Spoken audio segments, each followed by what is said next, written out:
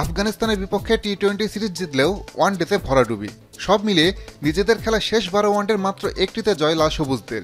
সেই রেশ কাটতে না কাটতেই উইন্ডিজ চ্যালেঞ্জের মুখোমুখি মেহেদী মিরাজের দল। সাম্প্রতিক ওয়ানডে ফরম্যাটে বাংলাদেশের ব্যর্থতার অন্যতম কারণ মিডল অর্ডারের অফর্ম। সদ্য সমাপ্ত আফগান সিরিজে 3 ওয়ানডেতে 4 থেকে 7 নম্বরে নামা ব্যাটাররা যৌথভাবে করেছেন যথাক্রমে 133, 61 ও 15 রান। গুরুত্বপূর্ণ ব্যাটিং অর্ডারে প্রতি ম্যাচে প্রায় 17.5 গড়ই বুঝিয়ে দেয় মিডল অর্ডারের দণ্ডদশা।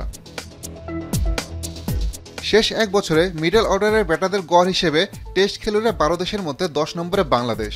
টাইগারদের নিচে আছে কেবল জিম্বাবুয়ে ও অস্ট্রেলিয়া।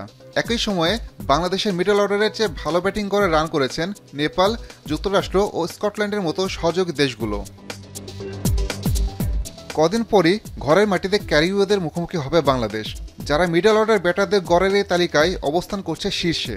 প্রতি ম্যাচে ক্যারিবীয় মিডল অর্ডার ব্যাটারদের গড় মিরাজদের চেয়ে 59 রান বেশি। সম্প্রতি নেপালের কাছে টি-20 সিরিজ হারলেও শেষ 5 ওয়ানডে সিরিজের 3টি জিতেছে তারা, যার মাঝে আছে বাংলাদেশকে হোয়াইট ওয়াশ করার মতো শোক স্মৃতিও। সব মিলিয়ে আসন্ন উইন্ডিজ সিরিজে বাংলাদেশকে ভালো করতে হলে চ্যালেঞ্জ জানাতে হবে সাম্প্রতিক পরিসংখ্যানকে।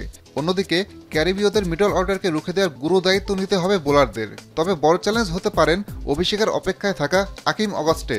বয়সভিত্তিক দল থেকে ধাপে ধাপে তৈরি করা ব্যাটারকে ঘিরে বড় স্বপ্ন দেখছে দলটি। সব মিলিয়ে বলা যায় নামের ভার ও ঐতিহ্যের দিক থেকে ওয়েস্ট ইন্ডিজ বেশ এগিয়ে। ওয়ানডেতে দুই দলের সাম্প্রতিক ফর্মও ক্যারিবীয়দের পক্ষেই কথা বলছে। তবুও নেপালের বিপক্ষে সিরিজ হার মানসিকভাবে তাদের কিছুটা পিছিয়ে রাখবে। এই সুযোগ কাজে লাগিয়ে ঘরের মাঠে কি ঘুরে দাঁড়াতে পারবে বাংলাদেশ? মিডল অর্ডারের সাফল্য ব্যর্থতার উপরই অনেকাংশে নির্ভর করছে এর উত্তর। আসাদুজ্জামান লিটন, এখন।